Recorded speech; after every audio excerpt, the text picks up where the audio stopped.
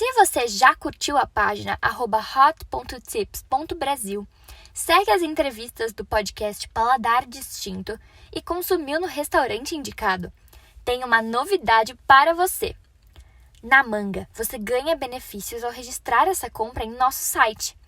A partir desse registro, você acumula pontos e pode trocá-los por dinheiro na conta ou cupons de desconto em lojas como Americanas e iFood. Para mais informações, acesse nosso Instagram, @manga.app.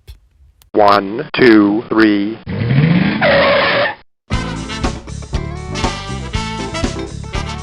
Olá, bem-vindo ao Paladar Distinto, seu podcast de gastronomia. E hoje a nossa conversa é com José Padilha, sommelier, mestre em estilos, professor, palestrante e consultor de cervejas artesanais. Tudo bem, Padilha? Tudo bom, Gabriel? Queria agradecer muito o convite. É um prazer estar aqui com você, falando aí com seus ouvintes, com seus seguidores, de um tema que a gente adora, que é cerveja e cerveja de qualidade. É isso aí. Muito obrigado pelo aceite aí do nosso podcast. E é um tema que nossos ouvintes pedem bastante aqui para a gente trocar ideias aí com especialistas. Padilha, conta um pouquinho da sua história, como começou no mundo das cervejas artesanais. Olha, cara, eu antes de entrar para a cerveja, eu era publicitário. Trabalhei em agência de propaganda, né, por 30 anos. E eu entrei no mundo da cerveja por causa da propaganda. Eu atendia a conta da Schornstein, que é uma cervejaria lá de Pomerode, né? E a gente entrou na concorrência publicitária para ganhar a conta e a gente tinha que entender de cerveja artesanal.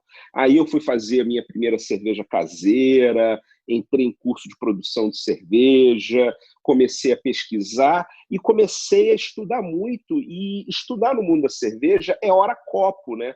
Comecei a beber cerveja. E aí eu descobri, cara, que eu não sabia o que era cerveja. A verdade é essa. Quando eu comecei a tomar aqueles estilos que são diferentes do que a gente está acostumado, eu fiquei encantado. E aí eu não parei mais, né? Não parei nunca mais. Isso foi em 2009. Na realidade, eu, como publicitário, já tinha há 13 anos atrás, né? Desde 2007, eu já atendia marca de cerveja artesanal, mas eu não tinha caído numa marca tão expressiva como a Schornstein, né, que me ensinou tanto. Então, em 2009 é que foi um marco assim, para eu realmente acordar para a cerveja artesanal. Eu achava que gostava de cerveja, mas na realidade eu não sabia o que era cerveja. Foi descobrir a partir daí. Que bacana, que bacana. A cerveja é um tema tão complexo, né? Eu tenho estudado um pouquinho também, mas são variáveis assim incríveis, né? Tem diversos estilos, diversas famílias. E eu ia começar um pouquinho, né, e sobre a história também, né? Se pudesse até contar um pouquinho. Cara, é o que eu mais gosto, é o que eu mais gosto no mundo da cerveja, é essa parte de cultura, de história, é o que eu gosto demais. Porque as pessoas vão muito para o sensorial, as pessoas vão muito... Isso é para o serviço, isso é básico da cerveja, né? Realmente, um sommelier ele tem que dominar os estilos, ele tem que dominar as técnicas de degustação, ele tem que saber analisar uma cerveja sensorialmente e ele tem que dominar serviço de cerveja também. Agora, são poucos os sommeliers de cerveja que realmente mergulham profundamente na cultura, na história da cerveja como um todo, né? Cara, muito recentemente se descobriu que o ser humano ele já faz cerveja há cerca de 14 mil anos. Isso é muita coisa, cara. Por causa de um sítio arqueológico que foi publicado. Na realidade, essa descoberta já tinha sido feita há um certo tempo, mas eles publicaram, se eu não me engano, em final de 2018, se eu não me engano. Então, dando conta que numa região onde hoje é a Palestina, Israel, naquela região, tem um sítio arqueológico onde eles descobriram resquícios de produção muito arcaica de cerveja. Na realidade, eles descobriram nesse sítio arqueológico técnicas rudimentares onde os homens juntavam cereais que eles não plantavam ainda, mas que eles coletavam, né, como caçadores, coletores nômades, que o homem ainda era antes de assentar na terra, né, e eles descobriram ali indícios de que comprova de que o homem já começou a produzir álcool a partir da fermentação de cereais há 14 mil anos, né, cara? Então, isso é impressionante. Quando eu entrei no mundo da cerveja há 10 anos atrás, né, um pouquinho mais de 10 anos atrás, 2009 e tal, se falava muito, eu ouvia muito as pessoas falando assim, 6 mil anos com os sumérios e tal. E hoje não. Hoje em dia a gente já sabe que é há 14 mil anos. Inclusive, em 2008, foi lançado um livro por um ambientalista alemão chamado Joseph Heinhoff, que ele fala sobre o grande mistério da agricultura. O que fez o homem realmente deixar de ser caçador, coletor, nômade, para virar criador, cultivador e sedentário. E a teoria dele, cara, esse livro é recente, se a gente fala de 2008, né, apesar desse movimento de cerveja artesanal ser uma coisa recente também, mas para quem estuda história, né, um livro que foi publicado apenas há 12 anos atrás é uma teoria bem recente. E ele fala na teoria dele que o grande gatilho que fez o homem assentar na Terra e sair da pré-história, né, porque o marco divisor do que era pré-história, porque a história é a agricultura. Então, na teoria dele, ele diz que o gatilho que fez o homem inventar, entre aspas, a agricultura foi ele controlar a produção de álcool a partir de cereais. Nossa! Né? Exatamente. Então, isso é impressionante, né?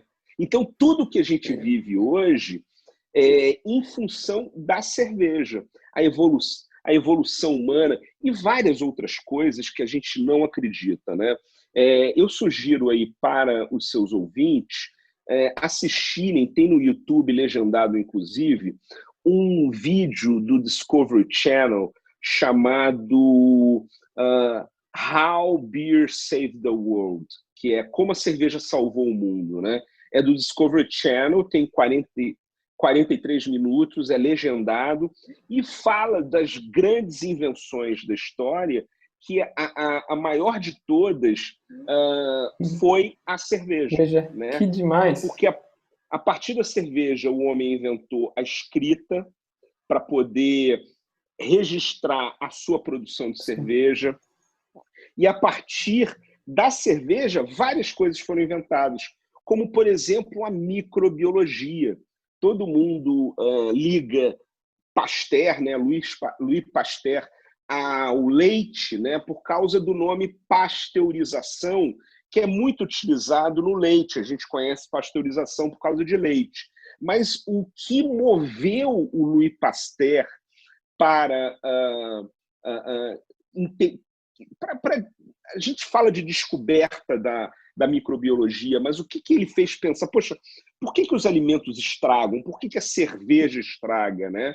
Então, o que realmente fez ele pesquisar foi a cerveja. Inclusive, tem até um quadro famoso, né, que é Estudo de Cerveja, do Louis Pasteur. Então, a cerveja está ligada à refrigeração, por exemplo. Né? A refrigeração foi inventada pelo Miller, né? né? O pessoal atribui a Miller, que está ligada à cervejaria Miller, né? Sim. Famosa Miller dos Estados Unidos. Mas por que se inventou a refrigeração? Para se poder produzir lager, que precisa de temperaturas mais baixas de fermentação e maturação, naqueles períodos onde você não tem essa temperatura baixa, como, por exemplo, os meses de verão. Então, é comum, antes da refrigeração, havia muitas vezes uma exigência de que não se fizesse lagers durante os períodos de verão, porque a fermentação não ia ser uma fermentação controlada, né? Não ia ter a baixa temperatura que a Saccharomyces, que produz a lager, precisa, né? E foi a refrigeração que foi inventada para poder fazer cerveja, lager, que é o estilo de cerveja que a gente mais bebe hoje no mundo. Que demais, que bacana. E um pouquinho dos ingredientes, assim, os principais para a cerveja, a gente pode falar que é o malte, né, o lúpulo, levedura e a água, né? Exatamente.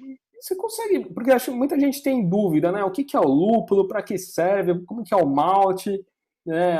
Os diferentes tipos. Se puder dar um parâmetro para os nossos ouvintes. Cara, assim, a grande base da cerveja é o malte, né? O lúpulo, ele é um tempero. O malte, ele é responsável pelo açúcar que vai alimentar a levedura. A levedura, ela vai comer esse açúcar e ela vai metabolizar gás carbônico e álcool, que é o que a gente quer.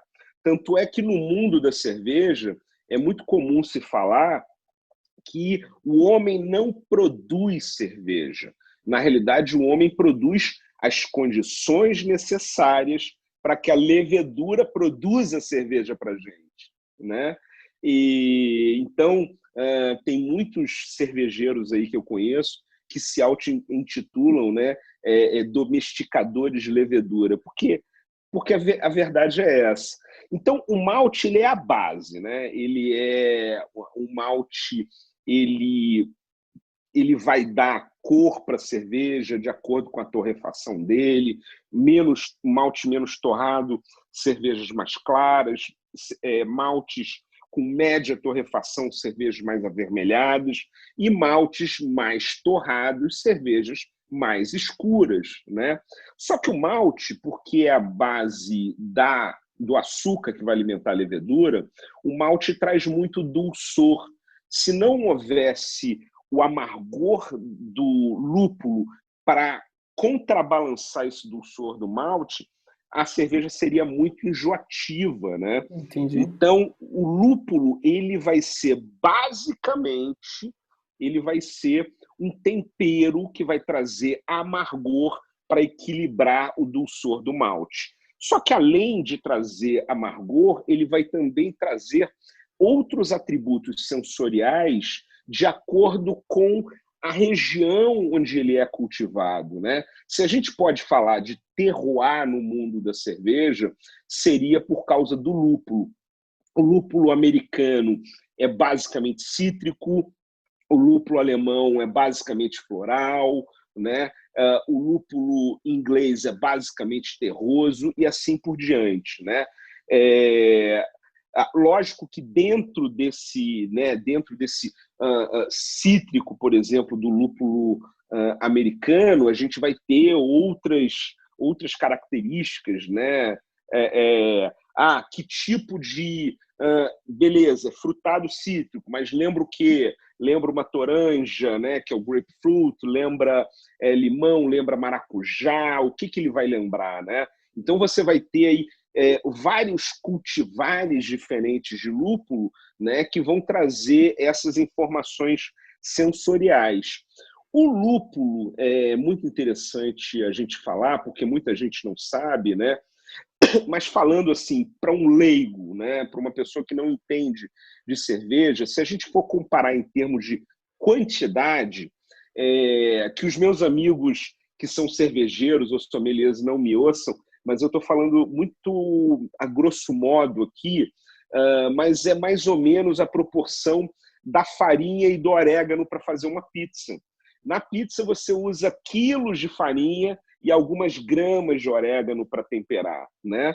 No caso da cerveja, você usa toneladas de malte, né? Mas você usa apenas alguns quilos de lúpulo para você temperar, né? Entendi. Então essa é mais ou menos a proporção. Outro ingrediente que eu acho importante a gente falar, né, é da água. Muita gente ainda tem aquele mito de que a água precisa ser uma água especial, e isso não é mais verdade, simplesmente por causa da tecnologia. Há 100 anos atrás, você não tinha tratamento de água. E hoje você, em qualquer lugar do mundo, você tem água tratada. E hoje você consegue mudar, inclusive, a dureza da água, né? Você consegue mudar através de adição ou de retirar sais minerais, você pode deixar aquela água mole ou aquela água dura, que são termos técnicos. Água mole e água dura, na realidade, são águas com maior concentração ou menor concentração de sais minerais. Há 100 anos atrás não existia essa tecnologia. Então, você precisava se adequar à água que você dispunha naquela região. Isso explica por que estilos que nasceram na cidade de Pilsen, né, que é a Bohemian Pilsner, por exemplo, né, que originou todas as outras Pilsens que a gente conhece hoje, mas a cidade de Pilsen, que fica onde hoje é a Tchecoslováquia, República Tcheca, né, era uma água muito leve, era uma água muito mole. Por isso que a Pilsen que a gente conhece hoje, mesmo a Bohemian Pilsner, que é a Pilsner original, ela é leve de corpo. Ao passo que, muito perto dali, em Munique, né, na Alemanha, a água é muito dura, né? A água tem altíssima concentração de sais minerais. E o estilo Helles, que é o equivalente, né, na realidade, Munique Helles é um estilo que foi criado na Alemanha para combater esse estilo emergente criado em Pilsen. Ele é muito mais encorpado, porque a água de lá era uma água mais encorpada, uma água dura, né? Hoje não, hoje eu posso reproduzir, eu como cervejeiro, né? Não estou dizendo eu exatamente Padilha, mas qualquer cervejeiro, ele pode reproduzir em qualquer lugar do planeta a água de qualquer região do planeta. Né? E isso de uma maneira muito simples, você não precisa ter um grande aparato gigantesco. Isso você pode ter em equipamentos muito pequenos, você faz essa mudança da água. Que legal. Ô Padilha, e voltando só no malte, o malte é um processo, né, de maltear os cereais. Exatamente. Né? Então, assim, porque às vezes a pessoa fala, é o malte e tal, às vezes gera essa confusão que malte é um ingrediente. Não, malte é o processo de maltear. O que seria? É o ponto de germinar, né? Não sei se posso falar assim. Exatamente. Germinar o cereal. Pode. Na realidade, o processo de malteação, ele acontece em várias etapas, né? Então, você começa... Quando a gente fala malte, na realidade, você me desculpa porque é tão comum falar de malte para mim que muitas vezes eu esqueço disso, né? O malte, e você pode ter malte de vários cereais e não apenas a cevada. Quando a gente fala malte no mundo da cerveja, a gente está falando de malte de cevada. Se eu for falar de malte de qualquer outro cereal, eu vou falar o cereal. Um malte de centeio, por exemplo, tá? Então, vamos voltar aqui nesse processo de malteação. Tudo começa, vamos pegar 99% do cereal que é usado para fazer cerveja, que é a cevada. Certo. Então, você começa com a cevada em natura. A cevada em natura, os grãos dela são muito duros, né? E são basicamente amido. O amido, ele é um açúcar, mas ele é um açúcar de cadeia grande, né? De uma molécula muito grande de açúcar. E esse amido, que é um açúcar de molécula grande, a levedura não consegue metabolizar, né? É como se fosse assim, tipo, é um pedaço de comida muito grande que não cabe na sua boca, né? Então a gente precisa cortar para a levedura. Estou falando isso muito grosso modo, mas o processo de malteação ele começa com a cevada sendo colocada dentro d'água, né? Ela é colocada dentro d'água e aí, quando ela está em contato com a água, ela começa a germinar, tá? Igualzinho o feijão que você, lá na sua aula na infância, colocou no algodãozinho com água, no pires, quando você era criança. E eu tenho certeza que você fez isso. Com certeza. O brasileiro que não fez isso, faltou essa aula. Né? Exatamente. Faltou essa aula. Então, cara, quando você põe o feijãozinho ali, que é um cereal, em contato com a água, isso acontece com a maioria das sementes, né? Ele entende que eu tenho que germinar, eu vou começar um ciclo, né? De germinação para virar uma nova planta. Então, quando você coloca a cevada em contato com a água, ela começa a germinar.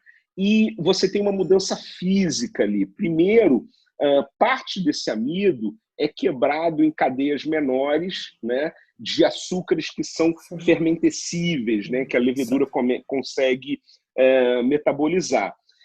Mas começa a sair uma radícula, a gente chama de radícula. É aquele rabinho, que nem no feijãozinho, o feijãozinho se abre e começa a sair aquele rabinho. E no caso da cevada, o que acontece? Se você não parar esse processo de germinação, aquela radícula vai virar uma raiz, ele vai começar a dar folhas para tentar fazer fotossíntese e tal, para virar um pé de cevada, né? Então, o que acontece? Quando começa, logo depois que começa essa radícula aparecer, você tem que interromper essa germinação, né, por secagem e torrefação. Tá? Perfeito. E o que acontece? Você mata a planta, né, Sim. mas por uma boa causa, né, porque a gente vai fazer cerveja. E aí o que acontece? Aquela cevada, que antes era cevada, naquele momento, né, você pode até pegar um malte. Se você pegar um grão de cevada e botar na boca e morder, ele é duro. Mas se você pega um malte que já passou pelo processo de malteação, você morde ele não é duro, ele é molinho, você pode inclusive mastigar e ele é doce, né? Por quê? Porque ele transformou um amido em açúcares fermentescíveis, né? Nesse processo de secagem e torrefação, também tem uma outra etapa. Você pode modular pela torrefação a cor que você quer na cerveja. dar para que você quer dar naquela cerveja. E não apenas a cor, mas o sabor também. Porque quando você apenas seca e torra muito pouco, o suficiente para você ter um malte bem clarinho, que a gente chama de malte base ou malte pilsen, né? Que vai acontecer? Você vai ter ali, você vai extrair dali notas para cerveja, notas de panificação, notas de miolo de pão, notas de grãos, notas de cereais. Quando você começa um grau maior de torrefação e você começa a caramelizar os açúcares que estão contidos naquele malte, nesse processo, o que acontece?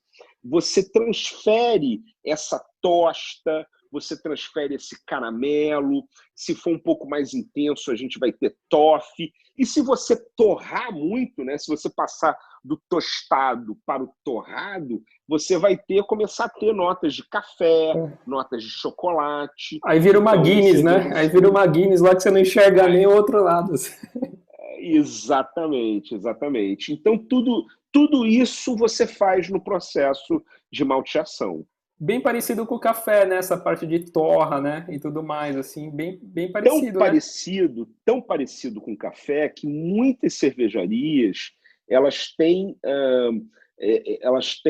esqueci como é que é o nome, mas O mestre de torra? Não é o mestre de torra, não, é o equipamento, o é um equipamento? tumbler, Tá. é um forno, na realidade é um forno, chama de tumbler porque ele gira, né? Ele tem que ficar girando por tombamento o tempo inteiro, né? Para que você não torre demais uma parte em detrimento da outra, né? Mas tem cervejarias que têm esse equipamento de torra de café, criado para empresas que produzem café, dentro das cervejarias, para poder dar um grau de torra a mais e fazer uma cerveja com um pouquinho mais de exclusividade. Que perfeito, muito legal. E o lúpulo, é engraçado até, dando uma olhadinha assim, em alguns estudos, assim, eles têm dois tipos, né? Tem o lúpulo masculino e o feminino, né, na folha. O que é usado é a folha, né? É a flor da folha, é a folha, né? Feminina, né? Que é utilizado, né? Na realidade é a flor, não é a isso, é a folha. folha, É a flor. Isso, a flor. Né? É a inflorescência do pé de lúpulo, né? Então, o que acontece? O que a gente usa é essa flor, tá? E é a flor feminina apenas. É utilizada a feminina não polinizada, tá? Olha só. Por isso que a gente chama de... Né, o lúpulo é a alma feminina da cerveja. Muita gente fala isso por causa disso. Se usa para fazer a cerveja a flor do lúpulo que é feminino, né? Que é a fêmea. Sim, que bacana. E basicamente o que você estava falando do lúpulo também, ele tem o lúpulo que é para a parte do amargor, né? E tem para quebrar esse adocicado, os açúcares. E tem os lúpulos aromáticos, né? Que justamente vai dar um pouquinho esse tempero. Poderia chamar mais ou menos assim. O lúpulo, na realidade, ele contribui de duas maneiras, né? Ele contribui com a resina que ele tem os e óleos, os óleos, né? essenciais, né? Sim. Então, a resina ela vai dar mais amargor e os óleos essenciais vão dar mais aroma. São lúpulos que são mais... O forte dele está na resina, está na lupulina, e outros estão... a força dele está mais nos óleos essenciais. Mas uma coisa, durante o estágio de produção onde você coloca o lúpulo, é sempre na fervura. Tá? Certo. O padrão mundial é 1 hora de fervura, é 60 minutos. Algumas cervejarias usam 1h30, pouquíssimas, raríssimas cervejarias usam 2 horas, mas existe, né? Por exemplo, tem a famosíssima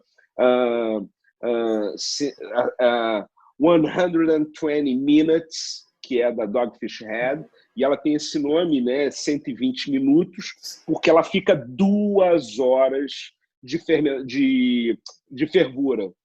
Fermentação de fervura. Isso. E aí, o que acontece? Nesse momento da fervura, como eu falei, a maioria das cervejarias, quase a totalidade das cervejarias, usa 1 hora de fervura. Se você colocar no começo da fervura, o que vai acontecer?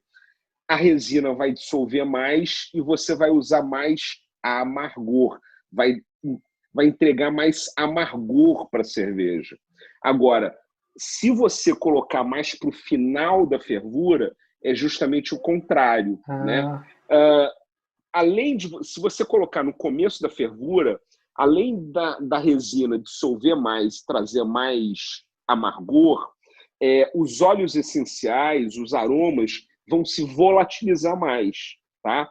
Então você vai ter menos a presença do aroma.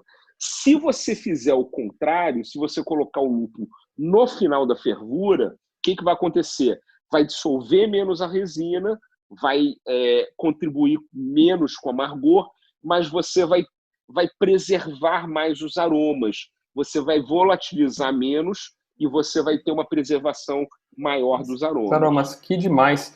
E só para a gente finalizar essa parte dos ingredientes, é o que você falou, né? A levedura é o que vai comer os açúcares, né? Do malte. Quem faz a cerveja para gente. Quem faz a cerveja, né? E justamente liberar o álcool, né? É uma parte química muito, muito interessante, essa parte das leveduras, né? Parte biológica, né? Exatamente. Muito legal. E falando, acho que agora é um ponto que acho que esse muita gente tem dúvida, e muita gente que aprecia a cerveja, ou que está começando, ou que gostaria, que aprender, né? Um pouquinho dos estilos, né? Como que são divididos os estilos e as famílias, né? A gente poderia dividir em 3 famílias, basicamente, as Lager, a Ale e as Lambic.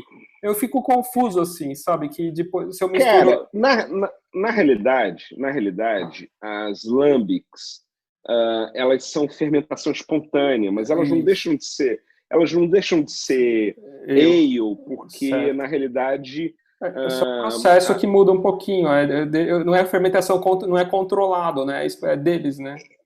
A levedura não é inoculada. Certo. Né? A levedura, ela vem do ar, da atmosfera da própria cervejaria. Tanto é que, no caso das Lambics, ou das Lambics, elas não usam os tradicionais tanques verticais, nem mesmo os tanques cilíndricos horizontais que algumas cervejarias usam.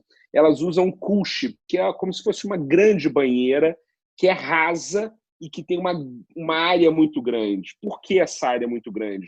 Que é justamente para ela poder captar aquelas leveduras que estão em suspensão no ar e que se precipitam ali em cima. Tá? Agora, na realidade, eu acho que a primeira divisão que a gente vai fazer é de fermentação, né? Se é uma ale ou se é uma lager, né? A primeira coisa que você vai fazer fermentação, isso, né? Baixa fermentação ou alta fermentação? Essa é a primeira. Exatamente. Né? As lager com baixa fermentação e as ales com alta fermentação. Exatamente. Da mesma maneira que no mundo do vinho, que vai definir primeiro, que vai definir o que é um vinho é a uva que você usa, né? No mundo da cerveja, o que vai definir a cerveja é a levedura que você usa, ou seja, se vai ser baixa fermentação ou alta fermentação, se vai ser ale ou se vai ser lager. É lógico que você tem alguns estilos híbridos, né? Você tem estilos híbridos, mas são exceções, né? A própria Lambic é uma exceção, mas basicamente você vai ter ale ou você vai ter lager, né? Agora, o que é interessante a gente entender é que a grande diferença entre ale e lagers, basicamente, é a temperatura de trabalho delas, né? Uma lager, né? Ela vai ter uma temperatura mais baixa, mais próxima do zero, né?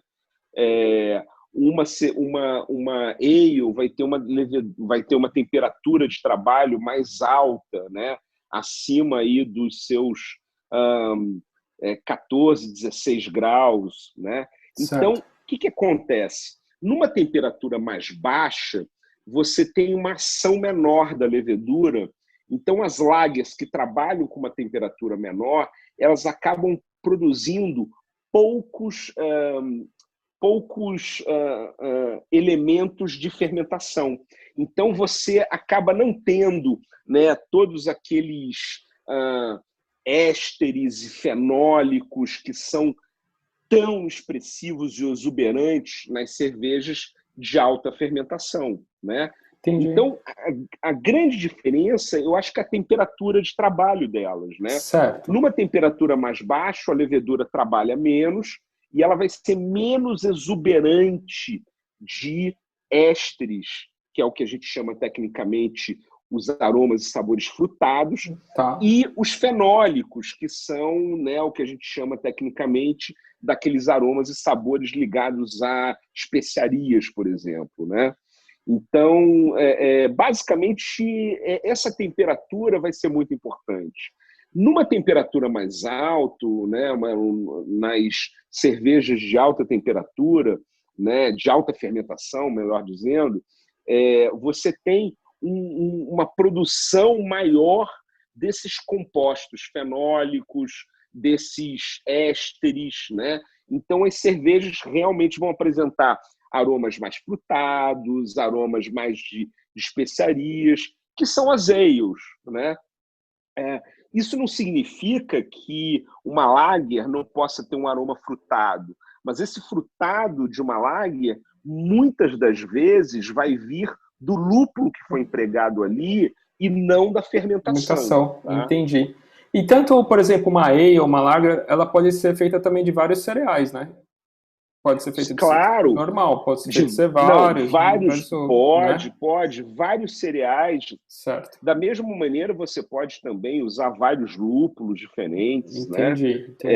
Você não até mesmo na levedura, você tem cervejas também mais modernas, mais recentes, que são aí fermentações híbridas que usam, né, um mix de leveduras e tal. Entendi. Mas, voltando aqui para o que você falou de cereais, né, você tem cereais que cumprem algumas funções. Por exemplo, aveia. Né? Aveia costuma ser colocado na cerveja para dar mais corpo, para dar uma espuma mais exuberante. Você não pode usar muita aveia. Não existe uma cerveja de aveia. A aveia, ela gelatiniza muito a solução, né? Então, você colocando ali 3, 5% de aveia, né, no grits de malte que você está usando, ok, né? Mas se você começa a passar... Isso aprendi lá atrás, há mais de 10 anos atrás, quando as pessoas falavam assim, vamos botar aveia, e o cara queria fazer uma cerveja de aveia, ele não conseguia filtrar, porque virava uma grande gelatina e acabou ali, ele perdia a cerveja, né?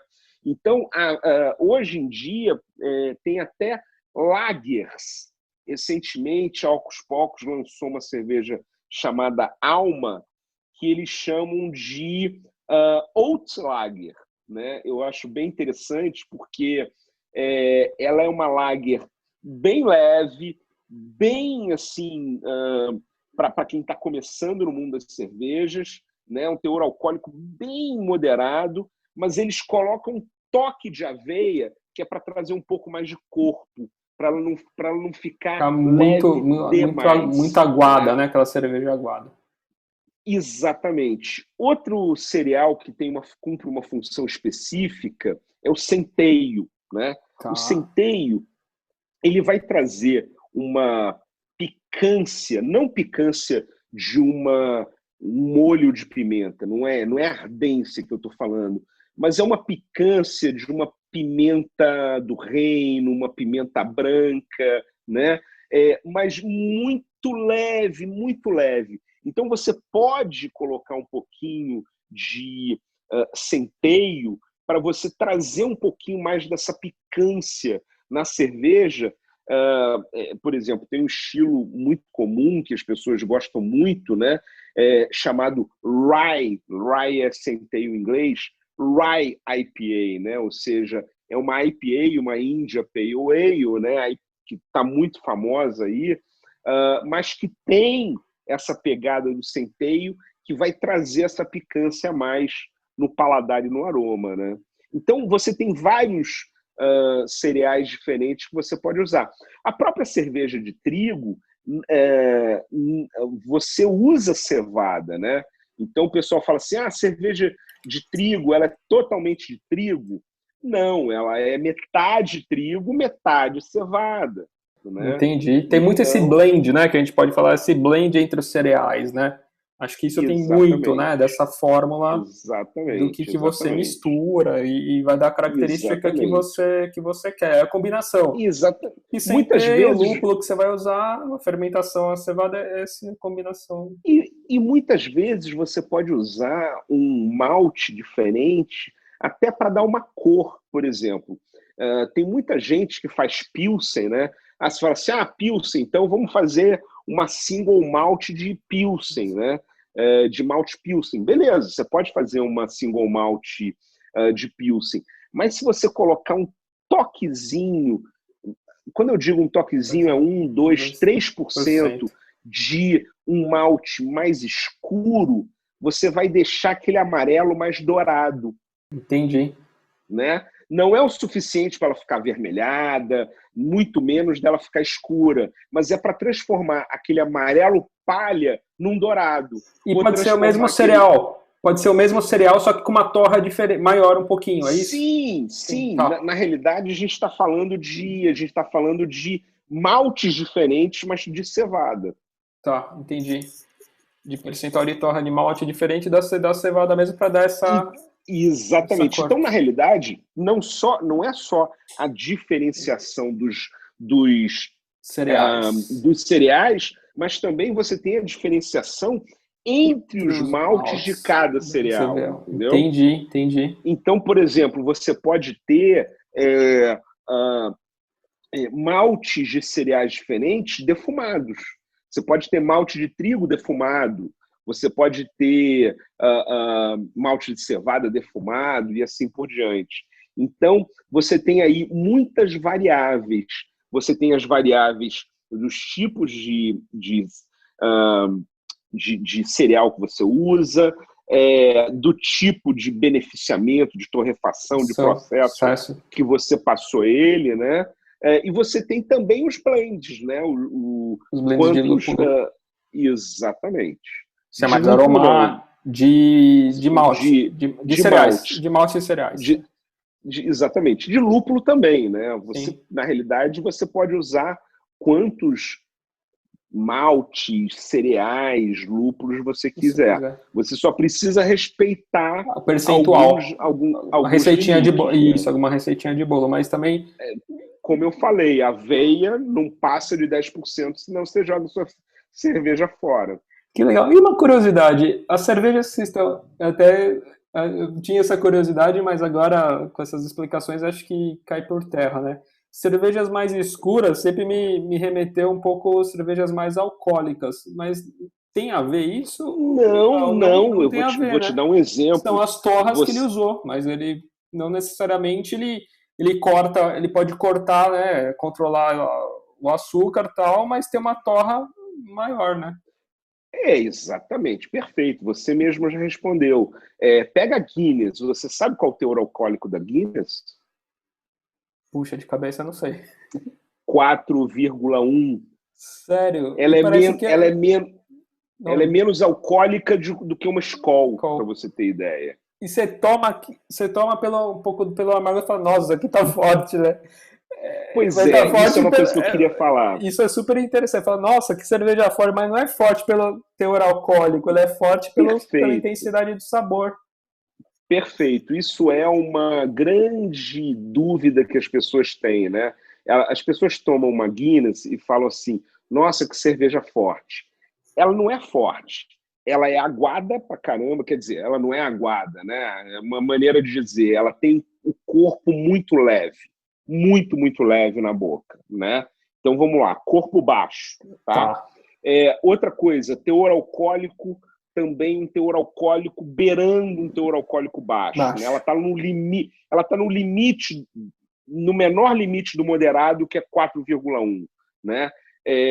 Outra coisa, a única coisa que faz ela ter essa pegada que as pessoas confundem equivocadamente com forte é que ela é muito amarga. Tá? Isso. Então, o que acontece? Para eu chamar uma cerveja de forte, você pode chamar uma cerveja de forte, mas para eu chamar uma cerveja de forte, ela tem que ser muito encorpada, muito amarga e ela precisa ser também muito alcoólica. Uma cerveja muito alcoólica, muito amarga, muito encorpada, opa, temos uma cerveja forte. Mas a Sim. Guinness, de jeito nenhum, ela só é amarga, porque ela tem corpo baixo e ela é uma cerveja de teor alcoólico no limiar do moderado. Que legal, que é muito interessante isso, né? E falando sobre escolas, né, sobre países, assim, produtores, a gente pode dizer que são os quatro principais, assim, o inglês, o alemão, o belga e o americano, assim, de escolas cervejeiras, assim, Sim, poderia sim. classificar dentre essas famílias. Na realidade, Famílias não, escolas. tradicionalmente a gente classifica nas 4 escolas cervejeiras, que é a escola alemã, né? Escola alemã que engloba também a Áustria e a República Tcheca, né? Porque você Tá. tem aí o estilo Vienna Lager, que é da Áustria, e você tem o estilo Bohemian Pilsner, que foi criado onde hoje é a República Tcheca. Você tem a escola britânica, ou escola inglesa, que a gente também vai colocar aí no meio a Escócia e a Irlanda, né? Acabamos de falar de Guinness, inclusive, né? Tá. Você tem a escola belga, que por extensão territorial você também coloca no meio a França e a Holanda, né? E você tem a escola americana. E eu quero até fazer uma provocação aqui, apesar da gente não estar junto, né? Mas o estilo Catarina Sauer, você colocaria o estilo Catarina Sauer, Gabriel, em qual escola? Não sei dizer. Eu classificaria como escola americana. Americana? Eu nunca ouvi ninguém falar isso, mas a minha Sim. convicção é de que é escola americana, porque assim, uma cerveja. Primeiro que a base dela sendo uma Berliner Sauer, os alemães têm a lei de pureza, você não poderia Entendi. colocar fruta lá dentro, né? Sim. Então, na realidade, ela está dentro da escola americana, né? Entendi. Agora, uma coisa bacana, cara, da gente... Quando a gente fala de escola, a gente está querendo dizer, né? A gente está falando das grandes nações cervejeiras, né? E você pode dividir também, como faz o vinho, entre velho mundo e novo mundo. Então, você tem ali o velho mundo, que é a escola inglesa, escola alemã, escola belga, e você tem o novo mundo, que é Estados Unidos. Entendi. Aquele estilo lambic, né? Ele é mais Sim. forte na Bélgica, assim, né? Que são os frutados e Cara, tal. não é que é mais forte na Bélgica. Ele é da Bélgica porque Lambique é uma região que fica ao norte de Bruxelas. Tá? Entendi. Então, assim, não tem uma denominação de origem controlada, até porque o belga não gosta de nenhum tipo de controle, né? Então, você chegar lá e falar a tua cerveja de que estilo é? Ele vai rir da tua cara, né? Então, ele não está preocupado com isso. Mas isso é uma coisa muito do americano, né? De classificar, catalogar e colocar em guias de estilo, tá? Mas as lambics, elas são produzidas ali no norte, na região que fica ao norte de Bruxelas. Por isso que leva esse nome, porque é dessa região. Na sua opinião, é uma das cervejas assim, mais complexas assim, de se tomar, é esse estilo, na sua opinião, assim, pela complexidade, assim? Olha, existem estilos muito complexos, né? As cervejas que passam por madeira também são muito complexas, né? As cervejas cervejas de longa maturação, como as lambics, são cervejas muito complexas, né? as sours, as cervejas ácidas, né? As cervejas, então, que usam leveduras selvagens, então, Sim. né? São cervejas muito complexas, né? E eu não diria, ou pelo menos eu não gosto de dizer, que as lambics são as cervejas mais complexas que tem. Elas, na realidade, elas têm, assim, um grupo, né, realmente de pessoas que são muito aficionadas, porque são cervejas muito diferentes, né? Entendi. Mas se você for pegar as cervejas trapistas, né, que são completamente diferentes das lambics, mas elas são igualmente complexas, né? Então elas têm um sensorial completamente diferente das lambics, mas elas igualmente são complexas, né? Entendi. Então, se você for pegar uma quadruple, se você for pegar, né, uma double, se você for pegar, então, a Orval, que eu adoro a Orval, né? Poxa, a Orval é uma cerveja super complexa, né? Ela passa por dry hopping, que é uma coisa... nem é uma técnica muito recente. O dry hopping, poucas pessoas sabem, é uma técnica que foi desenvolvida na Inglaterra, mas ela foi consagrada pela escola americana com esse ressurgimento das cervejas artesanais aí nos Estados Unidos. Mas ela é uma cerveja que leva levedura selvagem e passa por dry hopping. Ela é muito complexa. Esse dry hop, o que seria? Um processo... Dry hopping é quando você coloca lúpulo na cerveja depois da fervura. Ah, tá. Deixa como se fosse esfriar assim, e aí você coloca o lúpulo. Seria isso? Exatamente. Basicamente isso. Exatamente. Você tem vários momentos onde você pode botar o lúpulo no dry hopping, mas basicamente é depois da fervura. Você pode colocar na maturação, você pode colocar em algum momento durante a maturação, mas quando você fala de dry hopping, você está querendo dizer que você não está colocando ele tradicionalmente como é colocado na fervura. A cerveja, quando passa por dry hopping, na realidade, ela também leva lúpulo na fervura. O lúpulo na fervura vai passar. Sempre vai acontecer. Certo. Sempre vai ter o lúpulo ali na fervura, que é para extrair o amargor da resina, que é para extrair o aroma dos óleos essenciais, mas o dry hopping ele é muito mais para trazer aroma e frescor. Basicamente é isso. Que legal. E falando um pouco sobre micro cervejarias independentes, né? Eu tenho visto, e até para a gente finalizar nosso papo, está dando um tempinho aqui, é uma coisa muito, muito legal no Brasil, né? Tenho visto bastante produtores, assim, independentes, né? Exemplo, a Trilha, vejo que nem você comentou, Oxporks também, tem bastante coisas legais, né? Coisas bem bacanas, né, Padilha? Olha, a gente chegou esse ano a um marco de 1.300 fábricas de cerveja registradas, tá?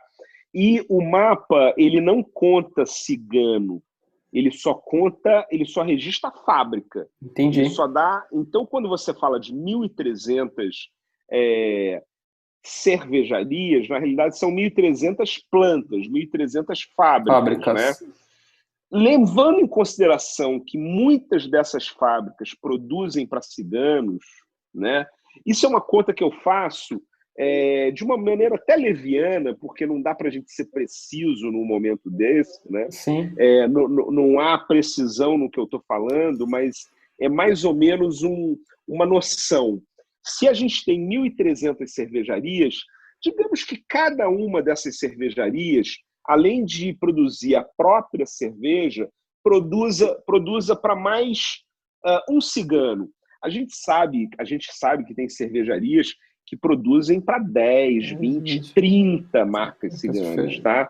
Mas tem muitas cervejarias também que não produzem para ninguém, além deles, tá? Vamos fazer uma conta bem conservadora. 1.300 cervejarias, além da marca deles, eles produzem para mais mais uma. Já pulamos para quase 3.000 marcas de cerveja. Olha só. Vamos levar em consideração que essas cervejarias produzam, em média, 3 rótulos. Vamos falar de 3 rótulos. Muitas cervejarias não produzem mais do que isso. Mas tem cervejarias que têm 10, 15, 20 rótulos diferentes, entendeu? Mas digamos que cada cervejaria produz, em média, 3 eu acho muito pouco, inclusive. Vamos colocar em média 5. 5. Tá? 4 para ser conservador. Estamos falando de 3.000 marcas de cerveja vezes 4 rótulos. Estamos falando de 12.000 rótulos de cerveja. É coisa pra caramba. Não dá para você acompanhar isso tudo. É verdade. Não dá para acompanhar. Né? Sim. Então, hoje, eu sou de um tempo no mundo da cerveja que a gente conhecia todas as marcas de cerveja e todo o portfólio delas. Né? A gente falava assim, em São Paulo tem tal, tal e tal, no Rio Grande do Sul tem tal, tal e tal, ela produz esse rótulo, aquele outro, beleza? Hoje em dia não, cara. Hoje em dia tem cervejaria em Natal fazendo cervejas espetaculares. Você tem cervejarias em Recife ganhando prêmios no mundo inteiro, né? Então isso é, assim, cara, não dá para acompanhar. Isso é o limite, né? Mas que legal, Padilha. Gostaria de te agradecer. Eu teria até mais temas, mais assuntos que eu gostaria de falar, mas deixa para uma próxima. Muito obrigado, viu? Eu gostaria que você compartilhasse aqui com os nossos ouvintes um pouquinho das suas mídias, seus cursos. Conta um pouquinho onde as pessoas conseguem te acessar. Me sigam no @PadilhaSommelier, tá? No Instagram, que é a minha mídia principal. @PadilhaSommelier, uma palavra só, sommelier com 2 M's. Eu também tenho um site, que é um site, se você quiser entrar em contato, ver todos os tipos de trabalho que eu desenvolvo, você pode entrar no meu site também, que é o padilhasommelier.com.br, tá? Lá você vai ver, eu trabalho na área de educação, trabalho na área de consultoria, trabalho na área de eventos, então você vai poder checar tudo isso lá e entrar em contato comigo. Fora isso, eu estou com um curso de cerveja no Simpla, basta você acessar simpla.com.br/José Padilha, que você vai entrar nos meus cursos, tá? Então, são os meus pontos de contato aí. Fora isso, eu tenho há 5 anos uma coluna na Band News FM aqui no Rio de Janeiro, que você pode acessar também nos podcasts, tem no Spotify, tem todos os serviços de podcasts, que é o Carta de Cerveja. A gente está com conteúdo aí semanal falando sobre cerveja, mas com foco no Rio de Janeiro. Que legal, Padilha. Mais uma vez, obrigado, viu? Grande abraço. Eu que te agradeço, Gabriel. Muito obrigado pelo convite. Foi ótimo conversar aqui com você, cara. Grande abraço. Abraço. Tchau, tchau. Tchau, tchau. Saudações cervejeiras.